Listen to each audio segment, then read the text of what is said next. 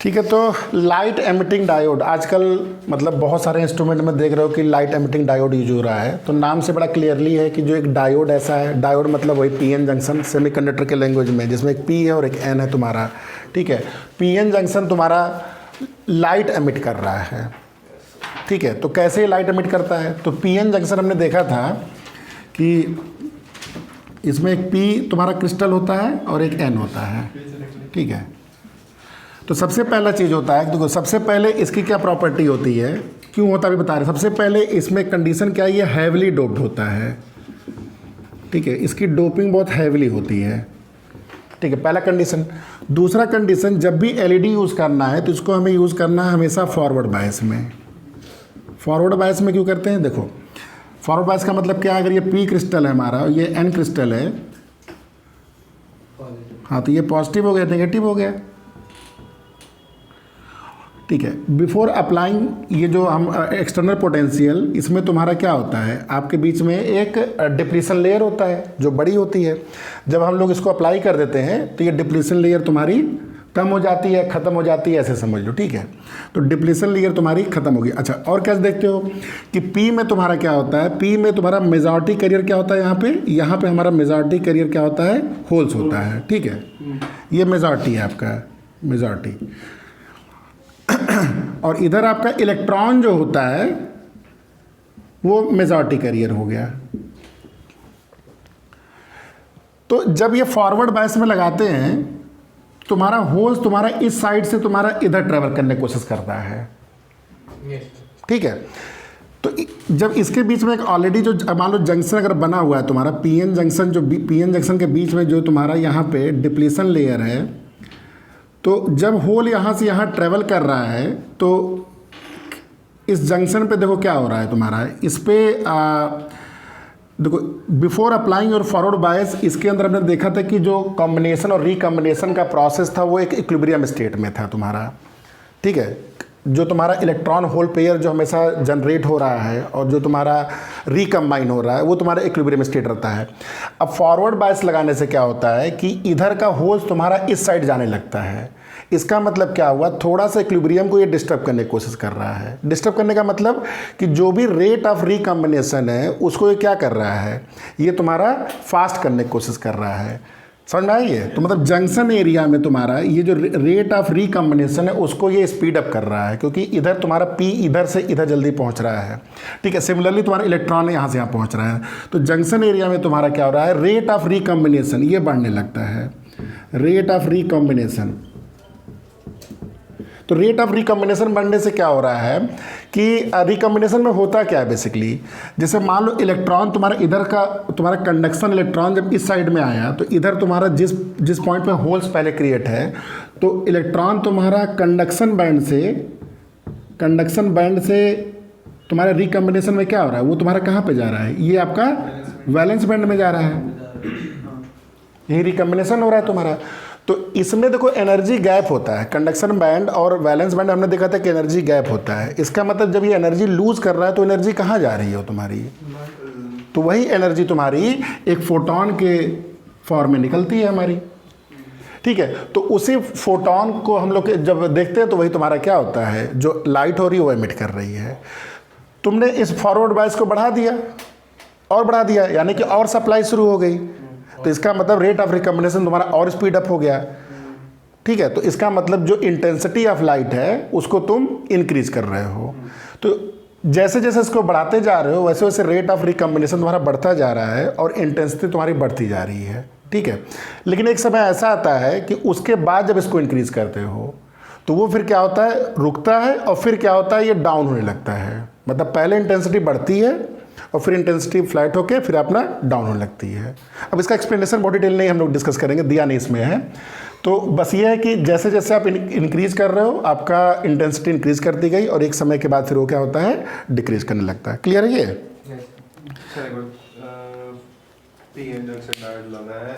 तो माइनॉरिटी तो यहाँ तुम्हारा इलेक्ट्रॉन तो रहेगा ही माइनॉरिटी। तो अभी जो इलेक्ट्रॉन माइनॉरिटी है और यहाँ होल्स मेजॉरिटी है तुम्हारे, मतलब ऐसे समझ लो कि ये वाला पार्ट मैं ड्रॉ कर रहा हूँ, तो यहाँ बहुत सारे होल्स हैं। ठीक है, और आपके माइनॉरिटी में इलेक्ट्रॉन भी हैं। ये इसका ये मतलब नहीं कि यहाँ रिकम्बिनेशन प्रोसेस नहीं हो रही, अभी भी हो रही है ये। मतलब ये इससे रिकम्बाइन करके एक गायब हुआ तो हो सकता है तुरंत ही एक जगह पॉपअप कर जाए, तो ये प्रोसेस चल रहा है। अब तुमने इस साइड से क्या कर दिया, पंप कर दिया बहुत सारे इलेक्ट्रॉन, इस साइड से इधर पंप कर दिया, तो अब ज़्यादा इलेक्ट्रॉन हो गए तो क्या हो गया, रिकम्बिनेशन प्रोसेस ये फास्ट हो जाएगी। अब रिकम्बिनेशन प्रोसेस फास्ट हुई तो उसी से तुम्हारा ये कंडक्शन बैंड से तुम्हारा वैलेंस बैंड में जब इलेक्ट्रॉन जाने लगेंगे तो तुम्हारा ये एनर्जी यहाँ पे रिलीज होगी फोटोन के फॉर्म में।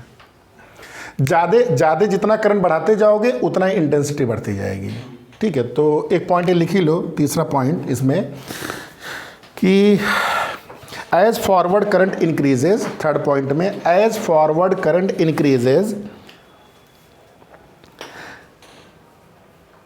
intensity of light increases and reaches a maximum. Further increase in forward current results in decrease of light intensity. Further increase in the forward current results in decrease of light intensity.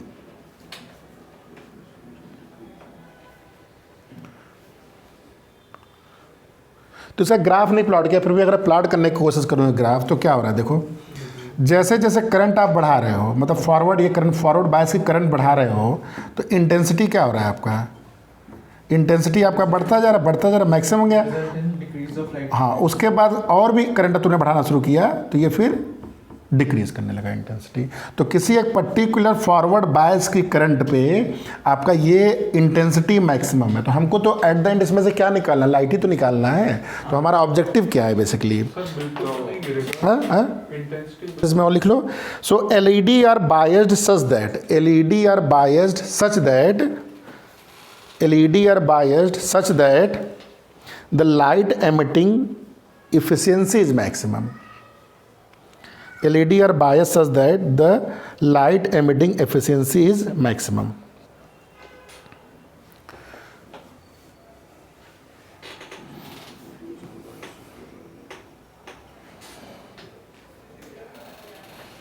ठीक है, समझ में आ गया।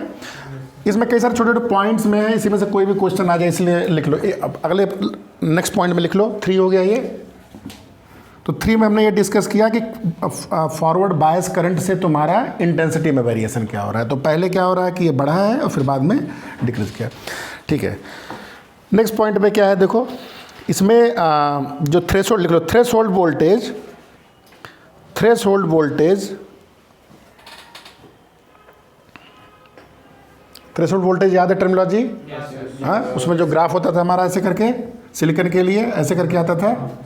हाँ, इधर तुम्हारा आई था, इधर तुम्हारा वी था, ये मिली एम्पियर में था, याद है ना। इसको हम लोग threshold voltage, threshold voltage are much higher, much higher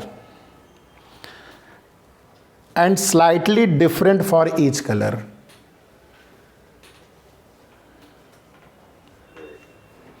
threshold voltage are much higher and slightly different for each colour. अब इसका क्या मतलब है, डिफरेंट फॉर ईच कलर का मतलब अभी बता रहे हैं हम। मतलब कलर क्या है ना, कलर अभी नहीं निकल रहा है, इसमें से कलर तो एक ही निकल सकता है भाई, कोई एक ही कलर निकल सकता है। तो कहने मतलब डिफरेंट कलर का मतलब क्या है, डिफरेंट टाइप ऑफ समझो डायोड्स है।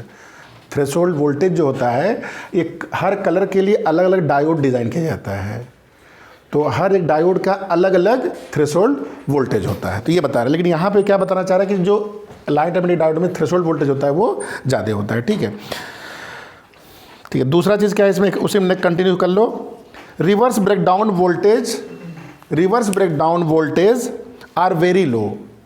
इस तरह के डायोड में क्या है ना कि reverse breakdown voltage are very low. इसका क्या मतलब है कि रिवर्स ब्रेकडाउन वोल्टेज बहुत ही लो है।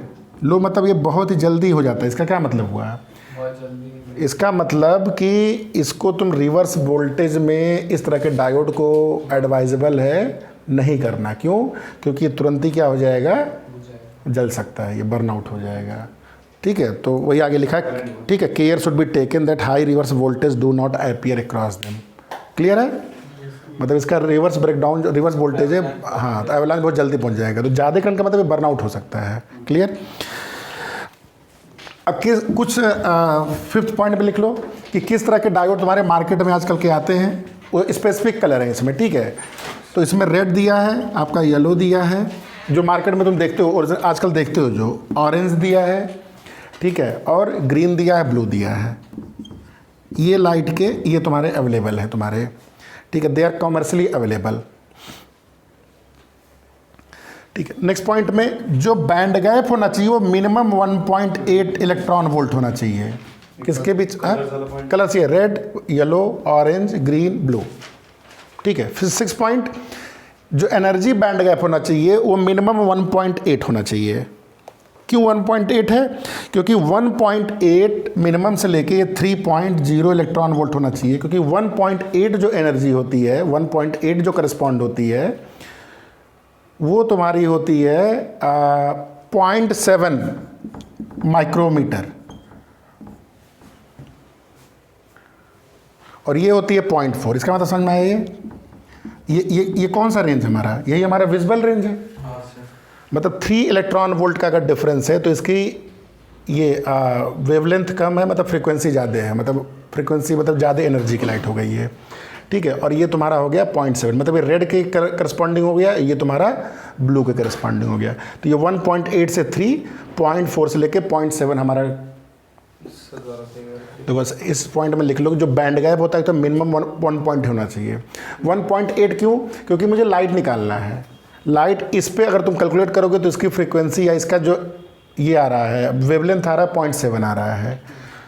3 इलेक्ट्रॉन वोल्ट हुआ तो इसका मतलब उसकी वेवलेंथ कम हो जाएगी या उसकी फ्रीक्वेंसी ज़्यादा है, क्योंकि एनर्जी ज़्यादा है, तो ये 0.4। तो कॉमर्शियली हम लोग इसी चीज़ को हमें ध्यान देना है, क्योंकि हमको लाइट निकालना उसमें से, ठीक है, इस कलर की। तो ये आपका एक पॉइंट हो गया, समझ में आ गया ये? ठीक है। अब इसमें कुछ जानते हो, ये जो एग्जाम्पल दिए हैं कुछ इसमें आपके एग्जाम्पल दिए हैं किस तरह के क्रिस्टल होते हैं वो लिख लो। जैसे एक सेमीकंडक्टर गैलियम आर्सेनाइड फॉस्फाइड, मतलब GaAsP, ठीक है, P फॉस्फाइड, और Ga1-X और PX। इसी X को ट्विक करके हम लोग क्या करते हैं ना, इसको अलग अलग बना देते हैं। जैसे कि एग्जाम्पल दिया है तुम्हारा कि अगर इसकी वैल्यू 0.6 कर दो, मतलब गैलियम आर्सेनाइड 0.6, P 0.4 कर दो। 0.4 मतलब तुम समझ लो, वैलेंसी कर लेना प्रॉपर, जैसे कि नंबर आ जाए, ठीक है। तो गैलियम आर्सेनिक फास्फोरस 0.4, ये जो तुम्हारा होता है इसकी जो वैल्यू होती है ये 1.9 इलेक्ट्रॉन वोल्ट होता है, ठीक है। और गैलियम आर्सेनिक मतलब आप X की वैल्यू क्या कर दो, 0 कर दो। क्या चीज़? ये तुम्हारा 1.4 इलेक्ट्रॉन वोल्ट है। क्या उल्टा हो गया? X की वैल्यू 0.4 हो गई तो ये तुम्हारा 1 माइनस हो गया, सही तो है। ये बताना चाह रहा है कि ये जो तुम्हारा रेंज है ना, इसको अचीव कैसे करते हैं। थोड़ा केमिस्ट्री का पार्ट समझ लो कि मतलब गैलियम आर्सेनिक और फास्फोरस का जो क्रिस्टल बना रहे हैं डोपिंग करके, इसमें अगर ये कॉम्बिनेशन, इसी को ट्विक करके तुम अलग अलग वेवलेंथ की लाइट निकाल लेते हो कॉमर्शियली, ठीक है। तो ये 1.9 हो गया इससे वैल्यू, और ये आ गया तुम्हारा गैलियम आर्सेनिक से 1.4 इलेक्ट्रॉन वोल्ट हो गया, ठीक है। क्या क्या इसका यूसेज है, मतलब क्या क्या जान ही रहे हो आजकल? सबसे पहला यूसेज, हाँ, low operational voltage and less power. पहला है लो ऑपरेशनल वोल्टेज, बहुत कम वोल्ट के लिए भी काम कर जाता है, इसलिए देखते हो कि छोटा सा भी कुछ डिज़ाइन कर दिए, छोटा सा टार्च भी, तो बहुत अच्छे से रोशनी देने लगता है ये, ठीक है। तो लो ऑपरेशनल वोल्टेज एंड बहुत ही पावरलेस पावर, पहला पॉइंट हो गया। दूसरा क्या लिखा है, फास्ट एक्शन एंड नो। जैसा भी आता हूँ ट्यूबलाइट में जलाता हूँ शुरू के, तो 3-4 मिनट तक ये ट्यूबलाइट थोड़ा सा अंधेरा देता है मुझे, क्योंकि मरकरी का वेपर अंदर वो ऑपरेट हो रहा है, फिर उससे ये सब हो रहा है, जो भी कहानी, तो टाइम लग जाता है। ये क्या है तुम्हारा इंस्टेंट, ठीक है। तो ये आपका क्या, fast action and no warm up, गर्म होने की नहीं जरूरत है। सर इसका होता है सर 10-15 मिनट का। हाँ सर, एक और चीज़ होती तो है अगर आप लाइट बंद करो तो। अच्छा, एक चीज़ और ध्यान दो, मैंने 1.8 से बोला था कि 3 तक होता है, ये 1.4 हो गया, तो मतलब ये कौन सा रेंज हो गया है? ये विजिबल रेंज नहीं हुआ, ये मतलब क्या हुआ, इंफ्रा, ब्रैकेट में लिखना, ये इंफ्रारेड हो गया। तो इंफ्रारेड की भी जरूरत पड़ सकती है सेंसर बनाने के लिए, बहुत चीज़ होता है, ठीक है। हाँ रिमोट में बना सकते हो, रिमोट में वहाँ लाइट नहीं जलते ना, उन्होंने तो फिर हम लोग टॉर्च की तरह यूज़ करना शुरू कर दिया उसको, रिमोट को लाइट जाने के बाद। ठीक है, तो 2 हो गया तुम्हारा, पहला हो गया, दूसरा हो गया। ठीक है, तो low operational voltage, less power, fast action, no warm up time required. तीसरा क्या है, इसमें से मोनोक्रोमेटिक लाइट निकलती है, ये बड़ा इंपॉर्टेंट है। मोनोक्रोमेटिक, मोनोक्रोमेटिक, मोनोक्रोमेटिक का मतलब क्या भाई, देखो जितना एक कंडक्शन बैंड और वैलेंस बैंड में डिफरेंस होगा उतने के बराबर ही फोटोन निकलेगा। तो तुम इसको बहुत अच्छे से डिज़ाइन कर सकते हो कि ये मोनोक्रोमेटिक लाइट दे। ठीक है, पहले के ज़माने में बोलते थे, जब एक्सपेरिमेंट करते थे साइंटिस्ट लोग, तो सोडियम लैंप कैसे बनाते थे, उसमें सोडियम का वो डालते थे, मतलब नमक जैसे हुआ ना, नमक का उसमें सॉल्ट डालते थे, तो उससे वो सोडियम एक्साइट होकर सोडियम लैंप बनाता था। लेकिन ये एकदम परफेक्टली आपका मोनोक्रोमेटिक हो गया। ठीक है, एक वेवलेंथ था। नेक्स्ट क्या है, बहुत ही रफ एंड टफ है। ठीक है, लॉन्ग लाइफ है, लॉन्ग लाइफ। ठीक है, और 5वां पॉइंट क्या है, लॉन्ग लाइफ है और बहुत ही रफ है, और fast on off switching capability, बहुत तेजी से ऑन ऑफ हो जाता है ये। क्लियर। ठीक है, नेक्स्ट पॉइंट है सोलर सेल।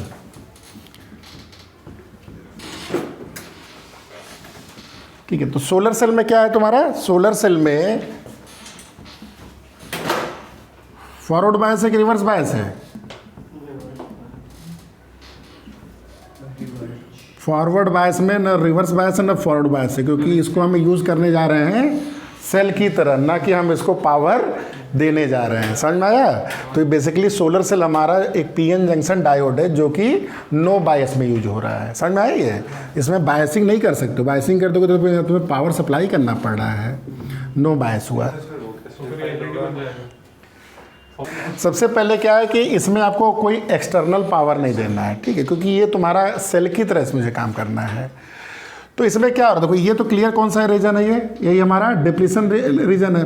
अच्छा, डिप्लीशन रीजन में एक चीज मुझे बताओ तुम लोग कि प्लस किधर होता है, ये इधर शायद प्लस होता है, याद है, और इधर माइनस होता है, मतलब इंटरनली इसके अंदर इस साइड में फील्ड है, याद है। ठीक है, तो अब क्या होता है, लेकिन ये तुम्हारा एक इक्विलिब्रियम स्टेट में बैठा हुआ है, अपना एक इक्विलिब्रियम स्टेट में बैठा हुआ है। ठीक है, अब होता क्या है, जब इसके ऊपर एक लाइट गिरती है, अब इसके भी कहानी अलग अलग है, फिर देखेंगे डिटेल में। तो ये जब फ्रीक्वेंसी की लाइट गिर रही है तो ये चीज़ क्या कर रहा है तुम्हारा, ये चीज़ इसके अंदर जो तुम्हारा अभी तक इक्विलिब्रियम बना हुआ था, किसका, कम्बिनेशन और रिकम्बिनेशन प्रोसेस को, ये जब एनर्जी देने लगता है तो क्या मतलब हुआ कि जो कोई इलेक्ट्रॉन बहुत आराम से अपना वैलेंस बैंड में बैठा हुआ था, उसको क्या किया इसने, उसको इसने एनर्जी देके कंडक्शन बैंड में पहुंचा दिया। ठीक है, तो कंडक्शन में मैंने पहुंचा दिया तो तुम्हारा क्या हुआ, इससे एक इलेक्ट्रॉन और होल पेयर जनरेट हो गया। समझ में आया, उल्टा प्रोसेस है ये। ठीक है, तो इसमें क्या हो रहा है कि जब एक्सटर्नल तुमने एनर्जी डाली तो पहले भी, अब तुम लोग बोलोगे पहले भी कम्बिनेशन और रिकम्बिनेशन हमेशा हो रहा है, लेकिन ये चीज़ प्रोसेस क्या कर रहा है, इस प्रोसेस को इन्हेंस कर रहा है बेसिकली। तो जब तुमने एक्स्ट्रा लाइट डाली, इसमें फोटोन डाला, तो ये इलेक्ट्रॉन इस फोटोन की एनर्जी को एब्जॉर्व किया, तो वैलेंस बैंड में बैठा था, ये कहाँ, ये वैलेंस बैंड में बैठा था, वैलेंस बैंड से जंप करके कहाँ पहुँच गया, कंडक्शन बैंड में। तो वैलेंस बैंड से जंप हो गया कंडक्शन बैंड। कैसे गया, ये एनर्जी एब्जॉर्व किया, और जो ही एब्जॉर्व किया तो ये जिस जगह से निकला वहाँ पे होल क्रिएट हो गया, और ये तुम्हारा एक इलेक्ट्रॉन, यानी कि एक इलेक्ट्रॉन और एक होल पेयर तुम्हारा because of one photon is generate हो गया। ये समझ में आ गया, ये समझ में आया। एनर्जी लिया तुम्हारा, जंप करके तुम्हारा ये कंडक्शन बैंड में चला गया, मतलब ये फ्री हो गया अब, और जिस जगह से निकला वहाँ पे क्या क्रिएट हो गया, होल क्रिएट। अब ये क्या फिर से तो रिकम्बाइन नहीं हो जाएगा, देखो होता क्या, इसमें एक इलेक्ट्रिक फील्ड लगी हुई है, तो जो ही वो डिटैच हुआ तुरंत ही इलेक्ट्रॉन किधर जाएगा, वो इलेक्ट्रॉन भाग के इधर चला जाएगा, और होल तुम्हारा इधर चला जाएगा।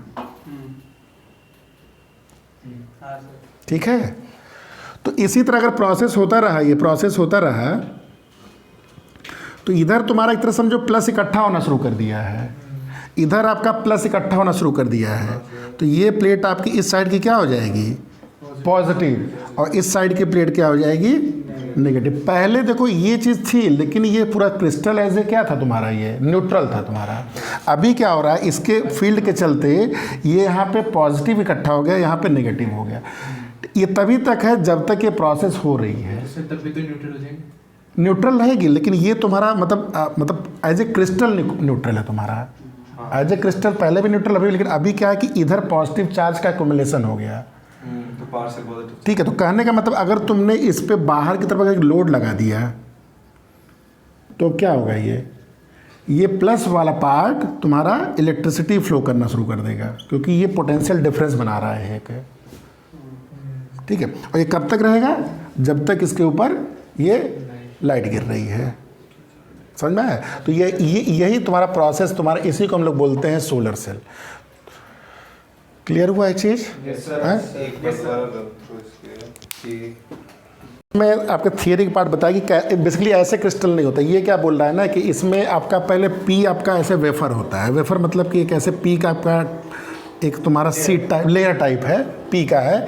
इसका साइज लगभग दिया है 300 माइक्रोमीटर। ठीक है, नीचे इसके क्या होता है, मेटल होता है, नीचे इसके मेटल होता है, क्योंकि देखो इसको ड्यूरेबल बनाना है, जैसे हम लोग छत पे लगाते हैं तो ड्यूरेबल होना चाहिए। ये आपका मेटल हो गया। ठीक है, और इसके ऊपर फिर क्या करते हैं हम लोग, इस पे एन का लेयर चढ़ाते हैं कि ये एन का लेयर हो गया। ये मैंने कर्व बना दिया, मतलब बेसिकली सीधे ये समझो, तो ये एन का लेयर चढ़ गया। और इसको अगर टॉप व्यू देखोगे एन को, तो इसको अगर टॉप व्यू जैसे ऊपर से क्या दिख रहा है, ये एन दिख रहा है, तो इस एन को जब देखोगे तो इस पर हल्का सा क्या किया गया, ये मेटल का वो दिया गया है ऐसे करके, क्योंकि एट द एंड भाई देखो, इस तुम्हें अगर कनेक्ट करना है तो इधर भी मेटल प्लेट होना चाहिए, इधर भी मेटल प्लेट होना चाहिए। तो ये मेटल प्लेट तुम्हारा, और इसको फिर क्या करते हैं हम लोग, इसको हम लोग प्लास्टिक से कवर कर देते हैं पूरे सिस्टम को। मतलब ऐसा कवर करते हैं कि मेटल वाला ओपन रहे, प्लास्टिक से ओपन कर देते हैं। प्लास्टिक, वो भी कैसा प्लास्टिक होना चाहिए, ये प्लास्टिक तुम्हारी ट्रांसपेरेंट प्लास्टिक होना चाहिए। क्यों? क्योंकि आपकी इस पर क्या गिरना है, इस पर आपकी सनलाइट गिरनी है।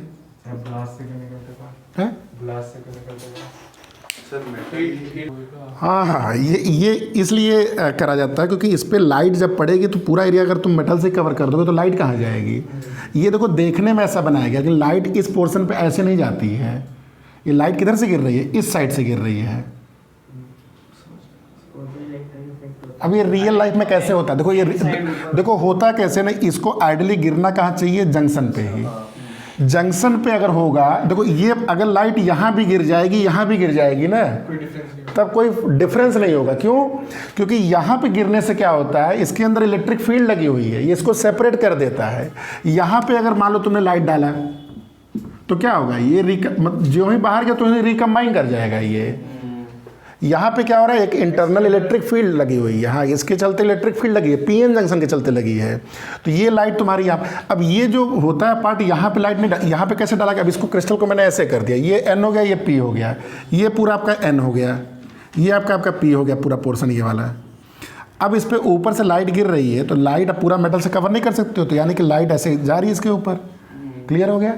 और ये फिर तुम्हारा इस जंक्शन पॉइंट पे, ये जो जंक्शन पॉइंट है, ये वाला जंक्शन, फिगर समझ में आ रहा है ना, कॉम्प्लेक्स तो नहीं होगा कुछ। ये जो जंक्शन पॉइंट है, इस पॉइंट पे ही जब तक लाइट नहीं आती है तब तक तुम्हारा ये प्रोसेस नहीं हो सकता है।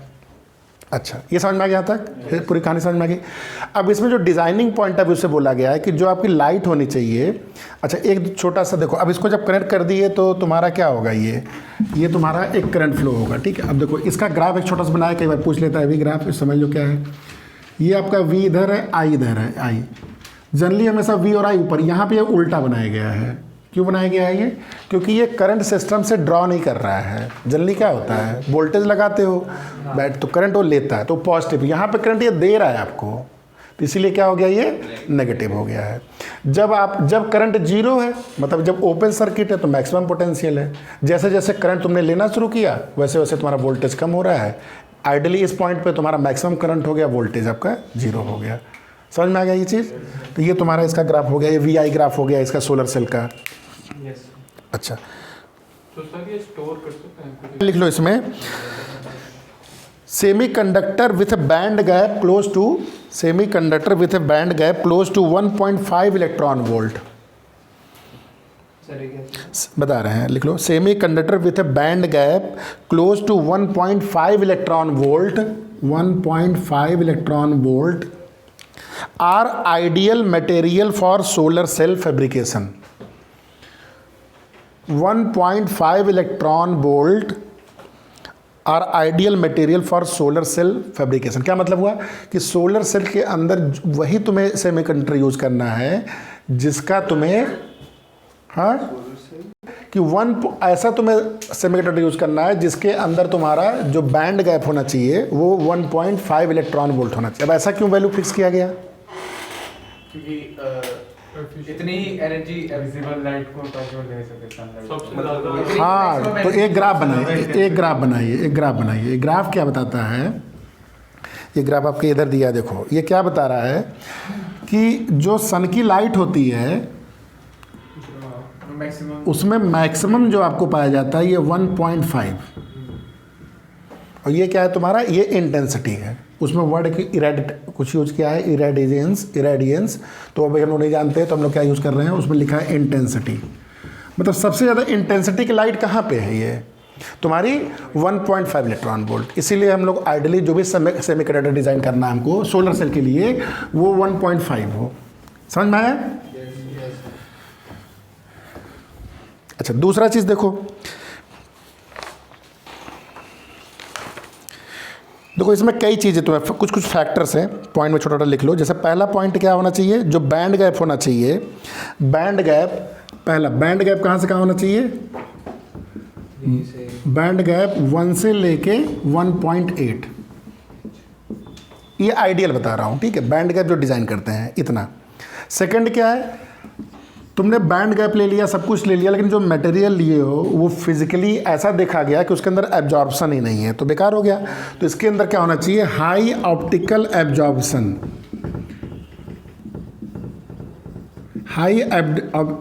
ऑप्टिकल एब्जॉर्प्शन, इसके अंदर हाई ऑप्टिकल एब्जॉर्प्शन, ठीक है? ये आपका ज़्यादा एब्जॉर्ब करे, ये इसका मतलब हुआ। थर्ड पॉइंट क्या हुआ कि इलेक्ट्रिकल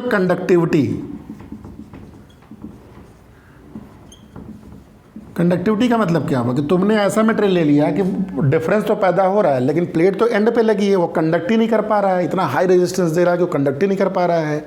तो आपकी कंडक्टिविटी भी सफिशिएंट होनी चाहिए, ठीक है? उसके बाद सबसे इम्पॉर्टेंट अवेलेबिलिटी, भाई होना भी तो चाहिए अवेलेबिलिटी, ठीक है? और सबसे लास्ट में अवेलेबल भी है, तो अवेलेबल तो सोना भी अवेलेबल है, डायमंड भी अवेलेबल है, तो लो कॉस्ट।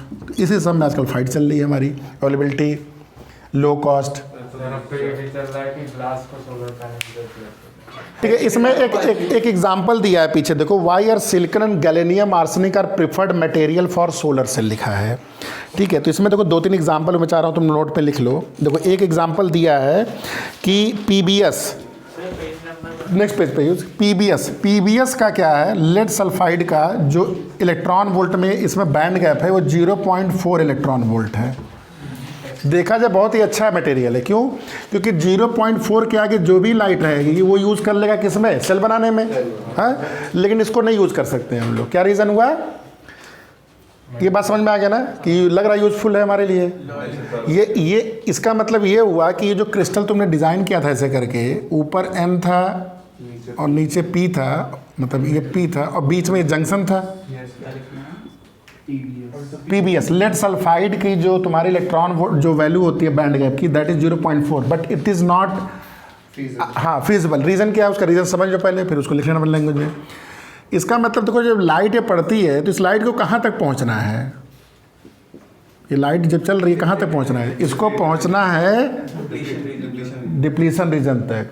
इसका इतना कम बैंड गैप है ना इस क्रिस्टल का कि ये लाइट यहाँ तक आते ही एब्जॉर्ब हो जाती है, क्योंकि यहीं पे क्या हो जाता है? वो आयोनाइजेशन शुरू हो जाता है। ये समझ में आया? तो इसका इतना लो है कि इसके क्रिस्टल के ये पार्ट में ही तुम्हारा आयोनाइजेशन शुरू हो जाता है। तो यहाँ होने से कोई फ़ायदा नहीं, क्योंकि यहाँ तुरंत जो क्रिएट हुआ तुरंत ही क्या हो जाएगा? रिकम्बाइन हो जाएगा। इस प्रोसेस को होने के लिए तुम्हें यहाँ तक आना चाहिए। क्लियर? इसलिए तुम्हारा ये फिजिबल नहीं है, क्योंकि आउटर मोस्ट साइड में ही तुम्हारा ये पूरी एनर्जी क्या होती है फोटोन की, वो एब्जॉर्ब हो जाती है, तो इसलिए ये फिजिबल नहीं है, ठीक है? अच्छा, दूसरा देखो, एक CDS एग्जाम्पल दिया है। CDS का क्या दिया है कि ये तुम्हारा 2.4 पे है, 2.4 इलेक्ट्रॉन वोल्ट, और इसकी जो ये वाला पार्ट है बहुत ही हाई एब्जॉर्प्शन होता है, इसके अंदर हाई ऑप्टिकल एब्जॉर्प्शन है, लेकिन फिर भी हम इसको यूज़ नहीं कर सकते हैं। क्यों? क्योंकि ये 2.4 कहीं यहाँ पड़ेगा, मतलब इतनी हमारी लाइट बेचारी क्या हुई? वेस्ट हो गई। तो बहुत ही कम पोर्शन आप यूज़ कर पा रहे हो लाइट का, तो इसीलिए आपको एक बैलेंस, तो बैलेंस बनाने के लिए 2-3 एग्जाम्पल दिए हैं, ठीक है, जैसे इसमें दिया है, उतना तो नहीं हर चीज़ लिंक मिलेगा। ठीक है, जैसे गैलेनियम आर्सेनिक का 1.43 दिया है, देखो जो एग्जांपल दिया ना, गैलेनियम आर्सेनिक का कितना होता है 1.43, एकदम आइडियल है, देखो 1.5 पे बैठ रहा है, मतलब मैक्सिमम लाइट हमारी ऑब्जॉर्व कर लेगा ये, ठीक है। कई सारे दिया है, CDTE कुछ है, कैडमियम जो भी है, ये 1.45 है, देखो ये भी कितना अच्छा है, एकदम एग्जैक्टली 1.5 के पास में है, ठीक है। ये उसके पहले पैरे में दिया है सर, ठीक है। तो मोरलेस पूरा पार्ट कवर हो गया इसका, जो भी थियरी वाला पार्ट है।